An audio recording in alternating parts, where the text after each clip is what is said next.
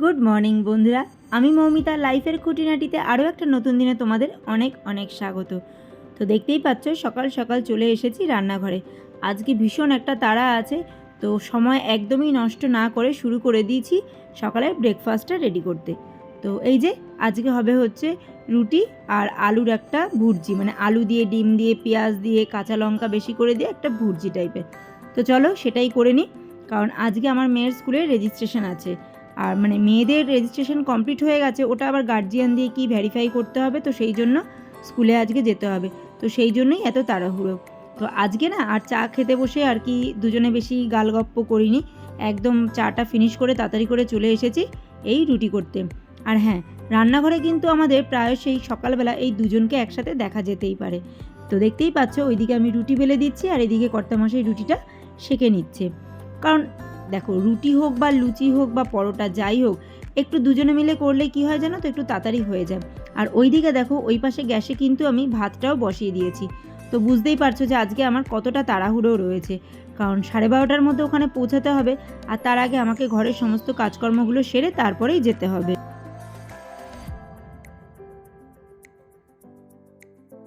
তো চলো, রুটিটা তো হয়ে গেছে, তো আগে মেয়েকে খেতে দিয়ে নিই, কারণ ও সকালবেলা উঠে তেমনভাবে কিছুই খায় না। আমরা তো তবু একটু চা বিস্কুট খাই, ও কিচ্ছু খায় না। খুব যদি খিদে পায় কিংবা আমার ব্রেকফাস্টটা রেডি করতে একটু দেরি হলে জল বিস্কুট, এছাড়া কিচ্ছু খাবে না। তো এই যে চলো, দুটো রুটি আর এই যে আলুর ভুর্জিটা রেডি করে ফেলেছি, তো এটা নিয়ে যাই। তো এটা নিয়ে মেয়েকে দিয়ে দিই, ওকে খেতে দিয়ে তারপরে নিজেরা ব্রেকফাস্টটা কমপ্লিট করে চলে এসেছি রান্না করতে। ওই যে আজকে খুব তাড়াহুড়ো করে সমস্ত কিছু করতে হচ্ছে, একটুও ফাঁকা টাইম মানে পাচ্ছি না যে তোমাদের সামনে এসে একটু কথা বলবো কিংবা ক্যামেরাটাকে একটু অন্যরকমভাবে রেখে কিংবা অন্য কিছু তোমাদেরকে দেখাবো। মানে আজকে এতটা তাড়াহুড়ো রয়েছে আমার, কারণ কি বলো তো, এই 12:30টার সময় যাব, ওখান থেকে ফিরতে ফিরতে মোটামুটি তো 1:30 2টো তো বেজেই যাবে সমস্ত কিছু কাজ কমপ্লিট করে, তারপর যেতে আসতেও তো একটা টাইম লাগবে। তো এসে দুপুরের খাওয়ার টাইম হয়ে যাবে, তো সেই জন্য রান্নাটা তো রেডি করে রেখে যেতে হবে। আর ঘরের যদি কাজ আমি কমপ্লিট করে না যাই, তো এসে কিন্তু আমার আর কোনো কাজ করতে ইচ্ছে করে না। আর দেখো বন্ধুরা, আমি কিন্তু আমার দুটো পরিবারেরই খেয়াল রাখছি। আমার হাতে মোবাইলটা দেখতে পাচ্ছ, তো বুঝতেই পারছো আমি ওখানে কাউকে না কাউকে কমেন্ট করছি আর কারো না কারো ভিডিও চালিয়ে রেখে দিয়েছি। আমি এভাবেই কিন্তু তোমাদের পাশে থাকার চেষ্টা করি। মানে আমি রান্নাবান্নাগুলো করতে থাকি, ঘরের কাজকর্ম করতে থাকি, আর তোমাদের গল্প শুনতে থাকি, আর ভিডিও চালিয়ে সবাইকে সবসময় ফুল ওয়াচ টাইম দেওয়ার চেষ্টা করি। হয়তো সবাইকে এক নাগাড়ে দিয়ে উঠতে পারি না, কিন্তু ঘুরে ফিরে কিন্তু আমি প্রত্যেকের ঘরেই যাই। হয়তো কোনো সময় কেউ মিসও হয়ে যেতে পারো।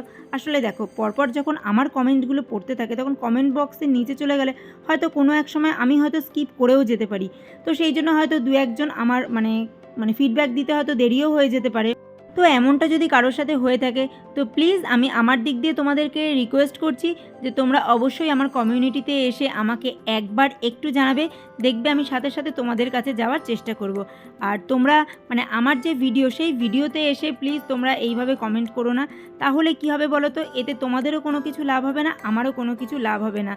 কারণ তোমাদের যদি কোনো কিছু এই মানে ফিডব্যাক পাওয়া নিয়ে যদি কোনো প্রবলেম হয়ে থাকে, তাহলে তোমরা একবার একটু কমিউনিটিতে এসে জানিও।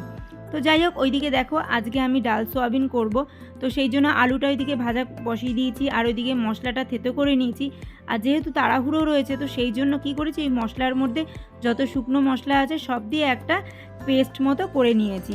আর এইদিকে ডালটাকে ভালো করে একটু ধুয়ে নিচ্ছি। আগে না, মানে আমি যখন ছোটো ছিলাম তখনের কথা বলছি, আগে দেখতাম মাকে ডাল হয়তো কোথা থেকে কিনে এনে একবারে ডাইরেক্ট কড়াইতে চাপিয়ে দিত, কিন্তু এখনের ডাল কিন্তু আর সেরকম উপায় নেই। কারণ ডাল ধুলেই দেখবে হাতটা কেমন স্লিপ স্লিপ কাটে, কারণ বিভিন্ন রকমের কেমিক্যাল পাউডার মেশানো থাকে। সেই জন্য যে কোনো ডালই এখন ভালো করে ধুয়ে তারপরেই রান্না করে খাওয়া উচিত। তো যাই হোক, ওইদিকে দেখো মশলা দিয়ে আমার আলুটা মোটামুটি কষানো হয়ে গেছে।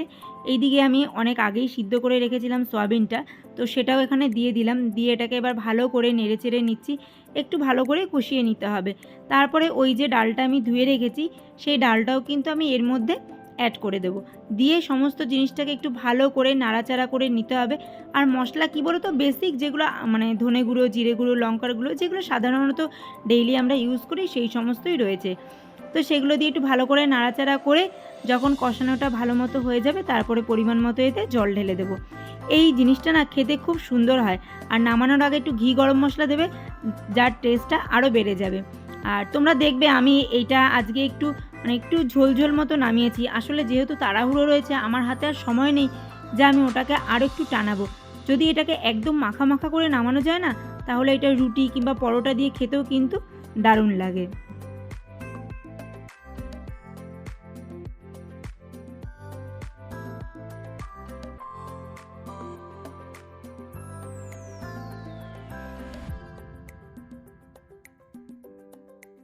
এমনিতেও আজকে অনেকটা তাড়াহুড়ো রয়েছে, তার মধ্যে দেরি হয়ে গেছে। আবার এদিকে দেখো কাজের ওপরে কাজ বাড়লো। এই যে এখান থেকে কলের পাইপটা না লিক হচ্ছে, লিক হয়ে জল পড়ছে, মানে যেটা ওয়াটার ফিল্টারের সাথে কানেক্ট হয়েছে এই কলটার সাথে, তো সেখান থেকে জলটা লিক হচ্ছে। যদিও কলের লোককে ডাকতে হবে না, এটা কর্তামশাই ঠিক করে দিতে পারবে, কিন্তু তার জন্য তো তাকে সময় দিতে হবে, কিন্তু এখন তো সেই সময়টা দেওয়া যাবে না। তো এখন আপাতত এটা এরকম থাক, কর্তামশাই বিকেলবেলা ওটাকে সারাই করে দেবে। তো এই যে দেখো তাড়াহুড়ো করে চলে এসেছি, এইদিকে জামা কাপড় পরে রেডি হয়ে নিয়েছি। এবার চুলটা আঁচড়াই বেরোতে হবে। বলছি না, যেদিন তাড়াহুড়ো থাকে সেদিনই দেখবে যত রাজ্যের কাজের দেরি হবে, আর যত রাজ্যের মানে নিত্য নতুন কাজ আরও উৎপন্ন হয়ে যাবে। বেশ কিছুদিন ধরে তো শুনতে পাচ্ছি যে মাধ্যমিক এখন আর হবে না, একেবারে উচ্চ মাধ্যমিক হবে, যেটা বোর্ডের এক্সাম আর কি। তো আমার মেয়ে 9-এ পড়ে, মানে শুনতে পাচ্ছি যে ও তো 2025-এ ধরো মানে মাধ্যমিক দেবে, তো ওদের মাধ্যমিকটা হবে না, একবারে উচ্চ মাধ্যমিকটা হবে। কিন্তু জানি না 9-এ ওদের একটা রেজিস্ট্রেশন হচ্ছে, এই রেজিস্ট্রেশনটা কিসের জন্য হচ্ছে, মানে কবেকার জন্য কি হচ্ছে বুঝতে পারছি না। ঠিক যখন মাধ্যমিক আমরা দিয়েছি আমাদেরও কিন্তু এরকম 9-এই রেজিস্ট্রেশন হয়েছে। এখন ওদের এটা কি হচ্ছে না হচ্ছে সত্যি বলতে কিছুই বুঝে উঠতে পারছি না। এতদিন শুনলাম যে মানে 4টে পরীক্ষা হবে, PT1, PT2, PT3, আর একদম ফাইনালটা মানে ফেব্রুয়ারি মাসের শেষের দিকে কি মার্চের প্রথমের দিকে হবে। কিন্তু হঠাৎ করে জানতে পারলাম এইবারে যে PT2টা হচ্ছে সেটা 80 মার্কসের হচ্ছে। সাধারণত PT2, PT1, PT3 যাই হোক না কেন এই পরীক্ষাগুলো 40 মার্কসের হয়, সেখানে এটা 80 মার্কসের হচ্ছে। আবার ওদের যে AI সাবজেক্টটা আছে সেই সাবজেক্টটা কিন্তু 60 মার্কসের হবে। তো আমি ঠিক এখন নতুন সিস্টেমের কি হচ্ছে না হচ্ছে কিছুই সেরকমভাবে বুঝে উঠতে পারছি না। তো যাই হোক চলো, অনেকটা দেরি হয়ে গেছে, এবার বেরোতে হবে। ডাল সোয়াবিনটা কমপ্লিট হয়ে যাওয়ার পরে কিন্তু আমি আরও একটা পটল আলুর তরকারি বসিয়ে তারপরে এদিকে রেডি হতে এসেছিলাম। তো চলো দেখে নিই ওটা হয়ে গেছে নাকি। মোটামুটি একটু আলু টালুগুলো সিদ্ধ হয়ে গেলেই নামিয়ে রেখে চলে যাব, কারণ এখন আর কোনো মতেই কোনো টাইম নেই। তো দেখলাম যে না, আলুটা মোটামুটি সিদ্ধ হয়ে গেছে। তো চলো এটাকে বন্ধ করে দিয়ে যাই, এটা এখন আর মানে বাটিতে ঢালার সময় নেই।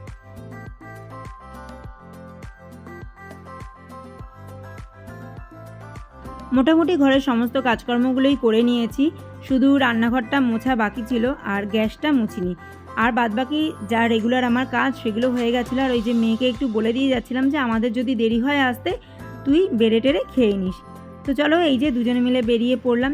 আর এখন বাইরে বেরোলেই না মনটা একটা অন্যরকম লাগে, দেখতেই পাচ্ছ ডান দিক বাদিকে লাইটিংয়ের জন্য বাঁশের খুঁটিগুলো পোতা হচ্ছে, আর সেই সমস্তগুলো দেখে না সত্যি খুব ভালো লাগে। এই যে পুজো আসছে এই ব্যাপারটাই জানি ভালো লাগে, এলো আর চলে গেল, কোথা দিয়ে যে ওই 4-5টা দিন চলে যাবে ঠিকও পাবো না। তো এই যে মেয়ের স্কুলের সামনে চলে এসেছি। তো এখন বন্ধুরা আমি স্কুল থেকে বাড়িও ফিরে এসেছি। তো বাড়ি ফিরে এসে স্নান টান করে এই যে ভাত টাত নিয়ে বসেছি। তো এখন দুপুরের খাওয়া দাওয়াটা সারি, তারপরে আবার তোমাদের সাথে দেখা হচ্ছে বিকেলবেলা।